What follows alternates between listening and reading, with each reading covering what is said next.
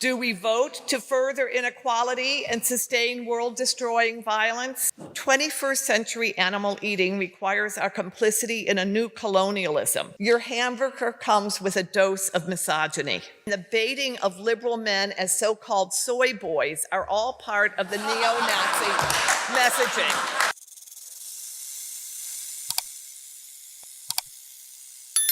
What is up, guys? Welcome back to Rattlesnake TV. I'm your host, Jake, and today we will be going through a clip from what can only be described as the mother of all SJWs, the queen of virtue signaling, and the ultimate anti-white male. I first heard about this clip when Jordan Peterson was on the Joe Rogan podcast, and you'll see that Peterson is in the audience for this clip. He said at the time before the clip was released that this was the worst, most egregious example of a virtue signaling social justice warrior he'd ever seen. Not in those words, obviously, but I could not wait to see it. And then when I saw it, it was everything that I could have imagined and more. So with that, here it is, guys, a truly, truly rare specimen. I believe we should move beyond all meat.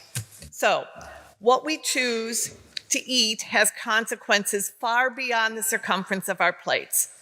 Specifically, your vote tonight expresses your allegiance to or rejection of a white supremacist patriarchal worldview. Do we vote to further inequality and sustain world-destroying violence? World-destroying violence? World-destroying violence? 21st century animal eating requires our complicity in a new colonialism. Okay, I know what you're thinking. That went from 0 to 100 real quick, and your brain might be a bit scrambled right now, so let's just take it back a few notches. If you don't support the removal of meat in its entirety, you are complicit in a white supremacist, patriarchal, world-destroying form of neo-colonialism. Still confused? You should be. Because what she just said can only be described as verbal sewage. Now, a lot of you guys will know Gad Saad, who's a cultural commentator and a Canadian intellectual, and he has this little game that he plays called 6 Degrees of Noam Chomsky Thinking. And here are the rules of the game. Take any calamity from the most banal and small to the grandest and most severe, and in 6 or fewer steps you have to blame it on the US military-industrial complex. So for example, if an Amazonian frog were to die today, you would then in 6 steps or less have to blame that on the US military-industrial complex. I think we can also play this game with our friend Carol Adams here, except the difference is blame any calamity in the world on white men. And she pretty much cheats in the game. She just goes straight for it, just one step. The concept of eating meat, no worries. White supremacy, patriarchy, boom, done. It is a truly incredible way to view the world. It's the new colonialism that boasts, I'll hunt for myself and be grateful like the Native Americans. As well, like the Native Americans, I thank the animal for their sacrifice. And I wonder, how do you know the animal would have picked you to feed off their corpse? The argument that hunting is ethical presumes that some primeval form of eating exists, unmediated by corrupting influences of society. It's the new colonialism that boasts, I will hunt for myself and be grateful for it. Hunting for yourself and being grateful for it seems like a pretty archaic sort of idea to me. That is literally what ancient people would have had to have done to have sustained themselves. It's a practice that our modern world is completely not synonymous with. The vast, vast majority of people in the West have absolutely zero attachment to the meat they're eating. They just go to the supermarket, they pick it off the shelf and they eat it. The act of actually hunting your own food is a noble thing to do. It's definitely the most moral way to consume meat. And I mean, this is how nature works. This is how nature has always worked. Animals kill each other and eat each other for survival. Like a deer, for example. If you kill a bigger, older deer, that deer will probably be towards the end of its lifespan, and being hunted by a human being will be a very quick death. And if it doesn't die like that, it'll either get killed in the wild by a predator or another gruesome way of dying, like its teeth rotting out and then eventually falling out so it can't actually eat anymore and it starves to death and then just gets eaten by predators anyway. Nature is a very brutal place, and it just goes to show how completely and utterly detached from reality this woman is. And I can understand that the idea that people are detached from meat. I can definitely understand the idea about factory farming, but for her to come out and just put people on blast who actually go and hunt for their own meat just shows how unbelievably extreme her worldview is. And from that moment, you just cannot take her seriously. Her brain and her worldview is so unbelievably saturated by the religion of leftism that she's no longer actually a sentient human being. She can't think for herself. Everything that she does in life is now in accordance with the worldview, with the religion, with the cult.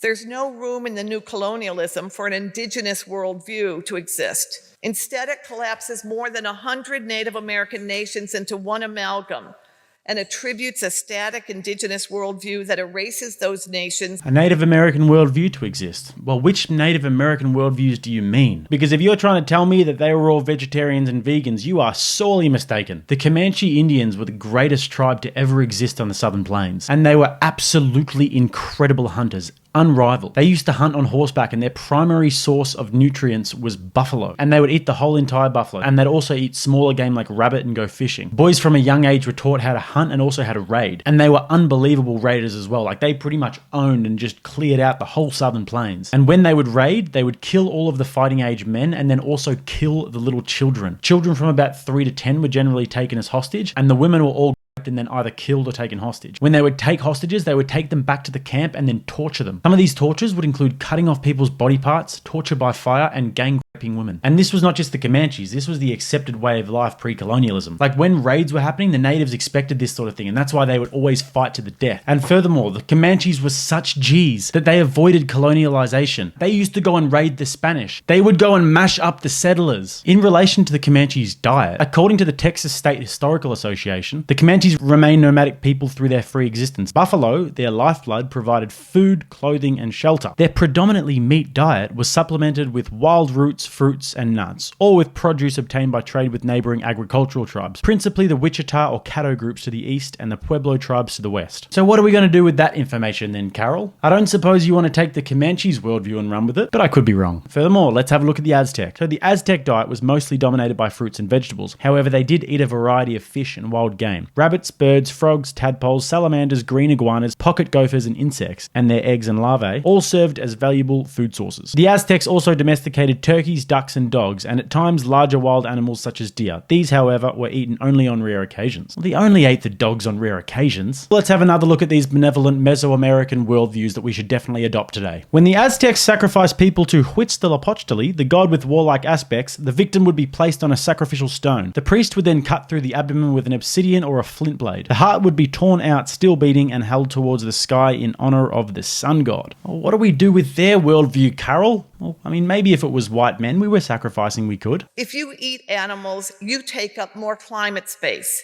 requiring more water, more land, more forest deforestation, contributing more greenhouse gases. This is felt disproportionately by countries in the global south. Their carbon footprint is smaller, but they experience more frequent and intense climate change-caused weather events. These events especially affect girls and young women. Your hamburger comes with a dose of misogyny. Oh, this lady is exhausting. Okay, so if you don't agree with her, you're causing climate change, which is affecting poor people, but mostly girls and women poor people. Makes total sense though, because guys, we love natural disasters. I mean, what do you say to that? That is just intersectionality at its absolute finest. It's climate change, which affects poor people, but even more affects poor people that are women. And you think that's bad? You just wait until the data comes out about how much it's affecting LGBTQs in those countries. The food heritage of pre-conquest peoples, like the land itself, was overrun. It was the colonizers, especially the British, who declared that the virility of meat-eating nations explained their success over the supposed feminine and weak rice-eating countries they defeated. Historically, the vast majority of the world lived without animal protein as a central part of their diet. The assumption that the best protein comes from corpses is a racist belief, as it erases and replaces indigenous African, Asian, Mesoamerican cultural food practices. The assumption that the best forms of protein comes from animals is not racist, it's just the truth. According to Healthline, these are 10 foods that are almost pure protein. Chicken breast, turkey breast, egg whites, dried fish, shrimp, tuna, halibut, a form of fish, tilapia, fish, cod, fish, and pollock, fish. So all of the top 10 sources of protein that you can possibly get your hands on are all animals. But that's the thing, an ideologue will never let the truth get in the way of calling something racist. So like we established before, the Mesoamericans were definitely not vegetarians. There might have been some subcultures within Mesoamerica that were vegetarian. I mean, there are aspects of different cultures around the world that don't eat certain meats. According to Pew Research, all of India's most widely practiced religions have dietary laws and traditions. For example, Hindu texts often praise vegetarianism, and Hindus may also avoid eating beef because cows are traditionally viewed as sacred. Muslim teachings, meanwhile, prohibit pork. The vast vast majority of Indian adults, 81%, follow some restrictions of meat in their diet, including refraining from eating certain meats, not eating meats on certain days, or both. However, most Indians do not abstain from eating meat altogether. Only 39% of Indian adults describe themselves as vegetarian, according to Pew Research Centre survey. But she mentioned British colonialism. We all know that the British are undefeated when it comes to colonialising, and they have a list of countries longer than my arm. So let's just have a look at a few examples. Egypt, Iraq, Tonga, Uganda, Australia. All of these countries have a rich history before colonialism, and all of these countries, plus many, many more on the list, include meat in their traditional dishes. Furthermore, let's have a look at the history of African cuisine. Before people started farming, African hunters and gatherers ate mainly fruit, especially figs, with some meat and fish and seafood and eggs. Along the coasts, Africans also fished and gathered shellfish. How shellfish of them. By 4000 BC, people in Ethiopia and Eritrea had domesticated a grain called teff. Around that same time, African people got sheep and goats and pigs from West Asia. The shepherds traded their meat and cheese to the farmers for bread and beer. Chicken replaces pork. Sometime around 1500 BC, during the Egyptian New Kingdom, people in Egypt started to eat chicken. Around the same time, rich people stopped eating pork, which became taboo or forbidden for them. And how about Indigenous Australians? According to KnowledgeBurrow.com, Indigenous tribes would live off the land, foraging for nutrient-rich and high-fibre ingredients such as native herbs, spices, fruits, seeds, and nuts. Animal sources of Australian bush tucker, such as kangaroo, emu, crocodile, and witchetty grubs, provided good protein. They would also eat wild turkeys, emus, anteaters, lizards, and snakes, as well as porcupines, possums, goannas, turtles, shellfish, and fish. The list of animals on the menu for Indigenous Australians is longer than the list of countries colonised by the British. Now tell me, Carol, what do we do with these Indigenous Australians and these native Africans and the West Asians and the Indians? Are they racist? Are they contributing to world destruction? Or is it okay when they do it? Throughout antiquity,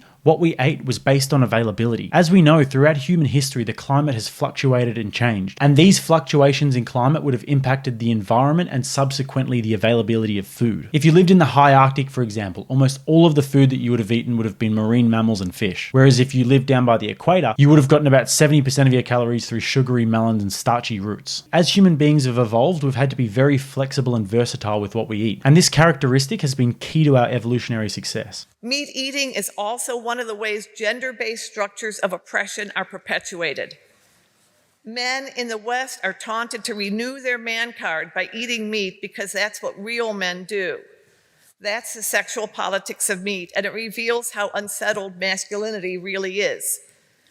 Back home, my library card is good for 7 years, but a man card can expire between breakfast and lunch if someone eats a veggie burger. Masculinity, a construct of the gender binary facing constant destabilization, feels always under threat, and eating animals is its protection racket. Question? That's why after 9/11, That's why after 9/11, a focus on men as heroes and on meat eating became part of the reclamation of a wounded masculinity. When a black man was elected as US president, we saw how white this wounded masculinity was. White supremacists weaponized it, eating meat, eggs, and dairy. Images of milk-drinking white men, of platters groaning with meat, and the baiting of liberal men as so-called soy boys are all part of the neo-Nazi messaging. This is their right, the neo-Nazis say. This is their identity.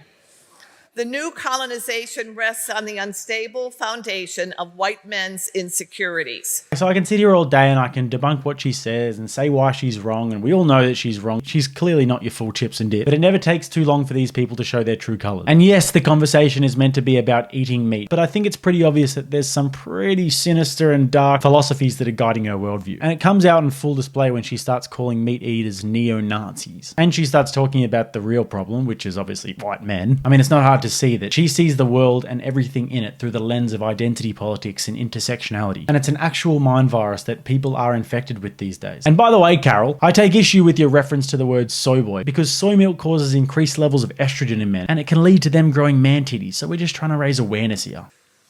Look at the way people, men, in the animal industry speak of female animals as willing and ready to be made forcibly pregnant, which female animals are powerless to resist. There'd be no meat eating without the constant forced reproduction by female animals. Yet popular culture is flooded with references to sexy cows, sexy pigs, sexy chickens, sexy fishes, who all just want to have fun. They want to be pregnant and they want to be killed because this feminized sexuality wants to be eaten. Sexy animals, sexy chickens. You guys are going to have to help me out with this one. I mean, she's got me stumped here. I really don't get what she's talking about. The only thing I can think of is animations in advertisements that we see, or maybe kids shows where there are some animal characters, but we don't eat them. I mean, I'm not sure what kind of dark places she's been to on the internet. Maybe this is something that she needs to reconcile with herself. So I don't know, maybe I'm missing something. Leave it in the comments, guys. Tonight, you're being asked to vote on whether you accept this new colonialism or not. Our menu choices don't stay on the plate. And I heard all your laughter. I know some of these must be new ideas, or you think they're fringe or whatever.